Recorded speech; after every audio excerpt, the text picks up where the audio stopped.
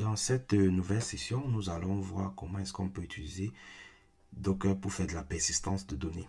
Donc, lorsqu'on va parler de persistance de données, c'est tout simplement des techniques qui vont permettre de sauvegarder du contenu après la suppression du conteneur. Donc, bien évidemment, vous vous rendez compte que si on est sur un conteneur de type base données, on peut du Redis MySQL. Si on supprime le conteneur et que les données ne sont pas externalisées au conteneur, vous comprenez qu'on perd aussi les données. Lorsque on est sur un conteneur de type plutôt front, le problème est un peu différent parce que un frontal ne va pas en général générer la donnée, il va plutôt être en train de transmettre des instructions au middleware. Donc lui, il aura beaucoup moins besoin de générer de la donnée. Mais par contre, il aura aussi besoin des volumes, tout simplement parce qu'il aura besoin de récupérer le code source qu'il devra afficher. Donc, la persistance au travers des volumes peut se faire au niveau des fronts, ça peut se faire au niveau des middle et ça peut se faire au niveau des backs. Mais l'objectif n'est pas le même. En général, lorsqu'on est plutôt côté front, l'objectif ce sera de transférer des fichiers dans le front. Mais lorsqu'on est plutôt dans le back, ce sera plutôt récupérer les éléments générés par le back pour en faire une sauvegarde. Mais au final, tout ça, ça reste de la gestion de volume. Donc, pour comprendre cela, on va déjà présenter la situation au niveau de notre front. Donc, on avait installé notre machine Nginx sur le port 80. Donc, vous voyez, lorsque on se connecte, on avait dit qu'on avait la page par défaut. Donc, bien évidemment, lorsque vous êtes en prod, vous aurez besoin de modifier cette page. Et donc, pour cela, il peut être nécessaire de se connecter au conteneur pour faire la modification. Soit on se connecte au conteneur pour faire la modification, soit depuis l'extérieur, on copie les fichiers vers le conteneur. Donc, ça va nous permettre de voir deux nouvelles commandes.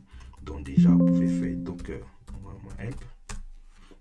Donc, dans la liste des commandes, vous voyez, il y a une commande qui s'appelle cp.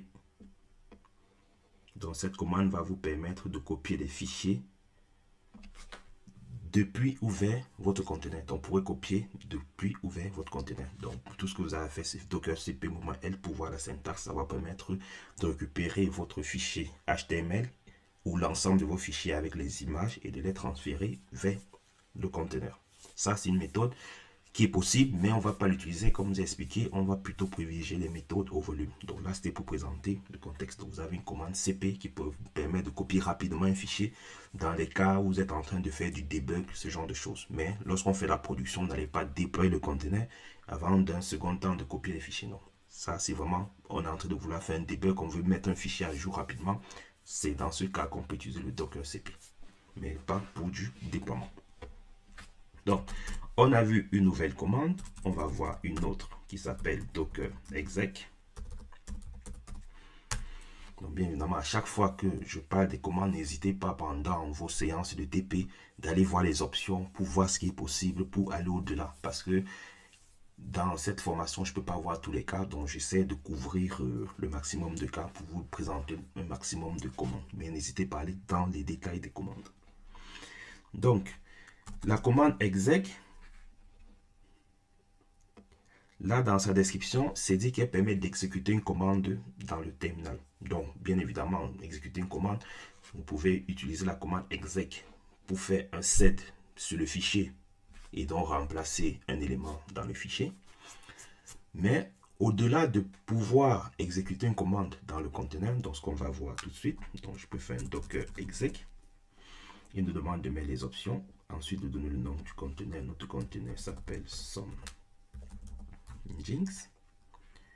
Et puis, je lui donne ma commande. Bien évidemment, je vais lui demander de m'afficher le contenu du slash dans mon conteneur.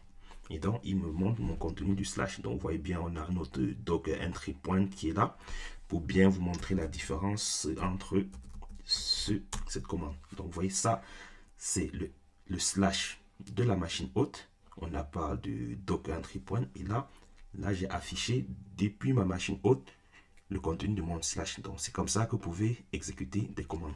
Donc, mais la plupart du temps, lorsque vous serez en train de faire du debug, ça va être très difficile qu'à chaque fois que vous voulez faire une commande, vous faites docker exec. Donc, ce qui peut être intéressant pour vous, c'est de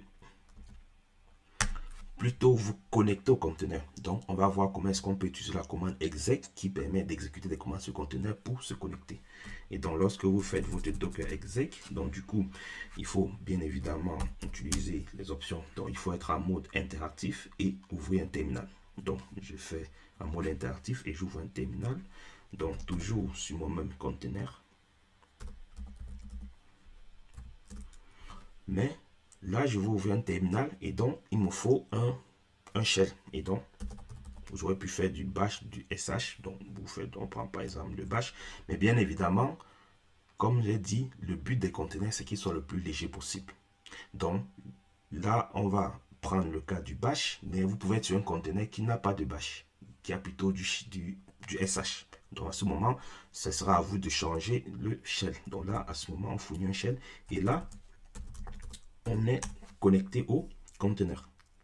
Et donc maintenant, quand on est connecté au conteneur, l'idée c'est d'aller retrouver ce fichier, ou du moins où ce fichier se trouve, pour pouvoir le modifier. Donc comme on a dit, soit vous faites du docker cp, vous prenez votre fichier depuis votre hôte et vous le poussez, soit vous vous connectez et puis vous modifiez le fichier. Mais on verra que ça, c'est les méthodes qu'on utilise dans le cadre de debug. Donc, n'hésitez pas à parcourir la page de description d'un conteneur, d'une image, parce qu'elle renferme énormément d'informations. Donc, vous voyez, par exemple, ici, Docker vous dit, au lieu de copier un fichier après avoir déployé le conteneur, au lieu de vous connecter au conteneur et modifier les fichiers, vous pouvez construire un Dockerfile qui va partir de notre from, qui sera dans l'image Docker, et donc vous rajoutez juste un copie. Et donc, ça vous permet d'insérer votre code source dans votre conteneur. Donc, ça, c'est une autre méthode que vous pouvez utiliser. Mais là, quand vous faites ça, c'est que vraiment le conteneur va porter votre code source. Si vous ne voulez pas faire ça et que vous voulez quand même mettre le code source, on verra comment on pourra le faire avec les volumes. Et donc, à ce niveau, vous pouvez faire ça et la builder comme toute image. Là, du coup, vous avez une image plutôt maintenant applicative, alors qu'avant, vous avez une image Nginx, générique. Donc, quand on continue à progresser, donc il vous dit de copier. Donc là, c'est votre static site. Donc, vous mettez votre site là. Et puis ici, il vous dit où est-ce que vous devez mettre. Donc, nous, on va aller dans ce dossier, puisque c'est là-dedans qu'on est censé déposer nos sources, dont on trouvera le fichier par défaut. Bon, on n'a pas du LL. Donc, je pourrais faire un alias, mais bon, c'est pas le plus important. Donc, je fais un cat sur le index et donc je retrouve bien mon fichier index welcome nginx qui est bien ce qu'on a ici. Donc, je peux faire un écho et je mets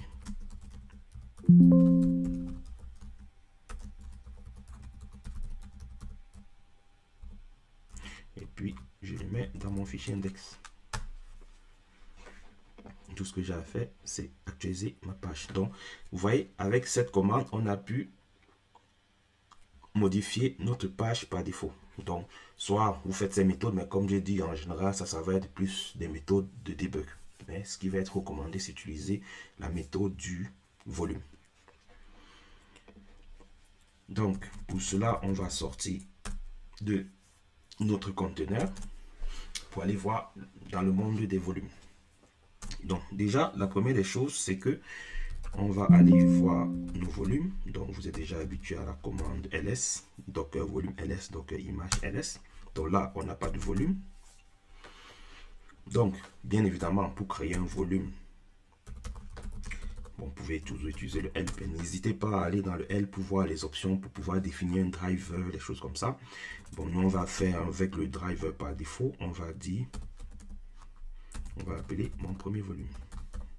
Donc là, on crée un volume. Et du coup, si on refait notre ls, on a un volume. Bien évidemment, on a vu qu'on va utiliser assez souvent la commande inspect. Parce que là, on vient de créer un volume. Mais par exemple, si on veut mettre désormais nos codes source, on ne sait pas où il se trouve. Et donc, on peut utiliser la commande inspect pour savoir où est-ce que, pour avoir les détails. Et donc, lorsqu'on fait le inspect, bien évidemment, on a les informations sur le driver, on a utilisé celui par défaut, on a les informations sur le scope, on a le nom du volume et on a le point de montage. Le point de montage, ça va faire référence à l'emplacement des fichiers de ce volume sur votre machine. Donc, si je vais dans cet emplacement, en réalité, lorsque j'entre dans ce dossier, je suis dans mon volume. Et donc, on va dire qu'on va créer un fichier qui va s'appeler index.html.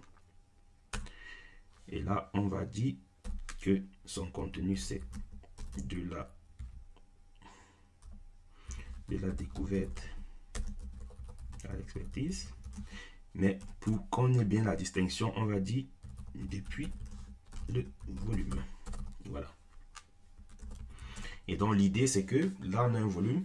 Mais lorsque vous serez en entreprise, en général, vous n'allez pas créer les fichiers un à un comme ça. Ça va être relié à votre repo Git. Et c'est donc le repo Git sera cloné à ce niveau. Et donc, ça vous permettra de récupérer vos sources. Donc, maintenant, lorsqu'on regarde notre conteneur, on a notre conteneur qui est là en train de tourner. On va faire un docker inspect pour voir la partie volume. On a fait un inspect pour les images. On a fait un inspect pour le réseau. Donc, on avait vu le réseau. Donc, maintenant, ce qui va nous intéresser, c'est dans notre config, les volumes. Donc, à ce niveau, on voit les volumes sont nuls. Donc, on n'a pas de volume. Donc, on va retourner sur notre commande de docker volume.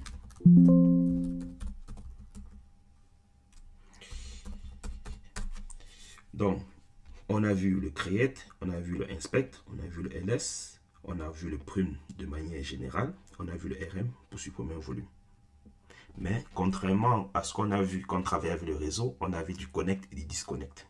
Donc, quand vous travaillez avec les volumes, contrairement au réseau, vous ne pouvez pas le faire a posteriori. Donc, si vous voulez le faire, il faut le faire avant la création du volume. Et donc, pour cela, on va donc supprimer notre conteneur.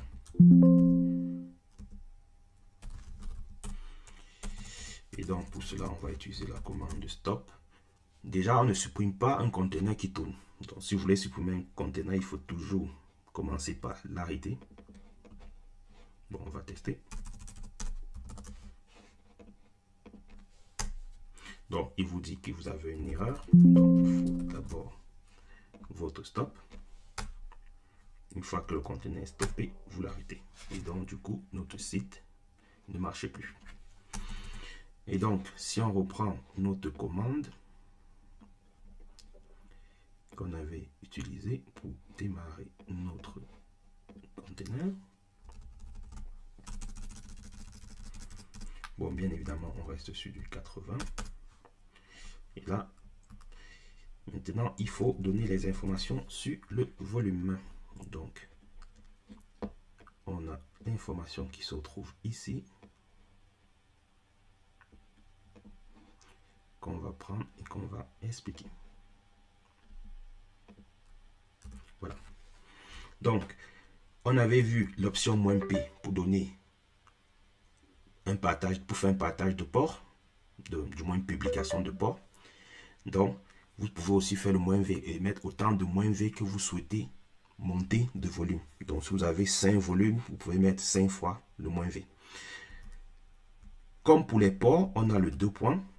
Avant le 2 points, ça fait référence à l'élément sur le hôte. Après le 2 points, ça fait référence à l'élément dans le conteneur.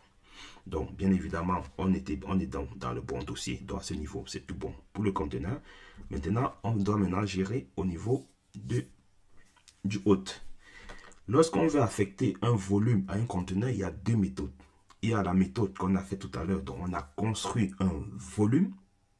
Et ce volume, on va l'attacher au conteneur. Mais vous pouvez aussi attacher un dossier de la machine à votre conteneur. Et donc, c'est ça qui est expliqué ici. Donc, vous pouvez appeler... donc, si vous avez un dossier qui s'appelle /var/content dans lequel vous avez aussi mis votre site, donc vous avez par exemple fait votre git clone dans ce dossier, à ce moment, vous pouvez aussi monter votre volume de cette manière. Donc, vous avez ça. Lorsque Docker va retrouver du slash ou il va retrouver du slash, il sait que c'est du chemin absolu. Et lorsqu'il trouve du point slash, il sait que c'est du chemin relatif. Donc ces deux syntaxes, ils les acceptent. Bien évidemment, il faudra que ce soit un dossier qui existe, sinon. Et donc, si vous n'êtes pas dans ce scénario, donc vous êtes plutôt dans le scénario où vous ne voulez pas utiliser un dossier absolu ou relatif, vous pouvez donc utiliser un dossier, vous pouvez donc utiliser un volume que vous avez créé. Et donc, on va dans nos volumes. Mon volume s'appelle mon premier volume. Donc, pour faire le relatif, il faut toujours mettre un point slash. Sinon, si Docker se rend compte que c'est une lettre qui commence, il va identifier qu'il va aller chercher dans les volumes. Donc, si c'est un chemin relatif, c'est toujours un point slash, pas directement le nom du dossier. Et donc là, on va monter notre volume qu'on a appelé mon volume, qui contient déjà notre site. On va le monter dans la destination. Et donc, c'est pour cela que je vous ai dit, lorsque vous travaillez avec les containers, n'hésitez pas à aller lire dans les sur du Gin. Si vous voulez travailler avec le Redis, n'hésitez pas à parcourir la doc. Ça vous donne des informations sur les Dockerfile qui étaient utilisés pour builder. Ça vous donne des informations sur comment lancer le conteneur de manière simple, sur comment lancer le conteneur en définissant des options de sauvegarde, en définissant le réseau. Donc n'hésitez pas, si vous voulez rebuilder votre propre image Redis en lui ajoutant votre fichier de config comme on l'a vu avec Redis, n'hésitez pas. Si vous voulez le démarrer en fournissant, donc n'hésitez pas à lire cette doc. Elle n'est pas faite pour rien parce qu'elle renseigne énormément d'informations, surtout quand on débute. Donc là, on a notre commande qui est prête. On l'exécute. Et donc, si je refais mon inspect et que je cherche sur la partie volume,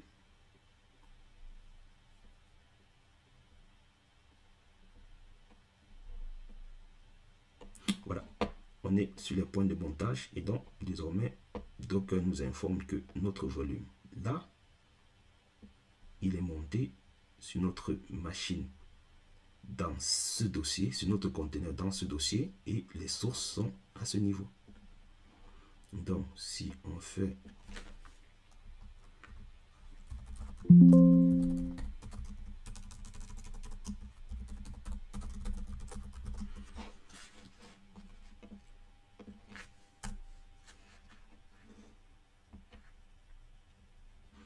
et donc on retrouve bien les informations sur le monde point, le name, ainsi de suite.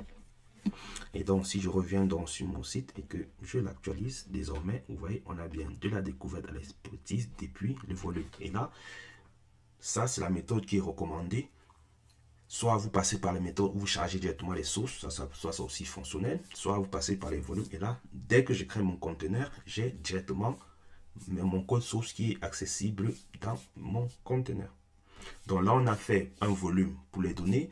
Lorsque vous êtes en train de travailler avec un serveur Nginx, bien évidemment, vous pouvez avoir besoin de gérer aussi les configs. Donc à ce moment, c'est pour ça que je dis, vous pouvez mettre plusieurs volumes. Vous pouvez rajouter un autre volume pour la configuration Nginx, ainsi de suite. Et c'est comme ça qu'on gère les volumes. Donc soit vous créez un vrai volume comme on l'a fait, soit vous utilisez un dossier de la machine hôte. La chose très importante quand vous allez travailler avec Docker et plus tard avec Kubernetes, c'est que là on est en train de travailler avec les volumes, mais tout ce qui est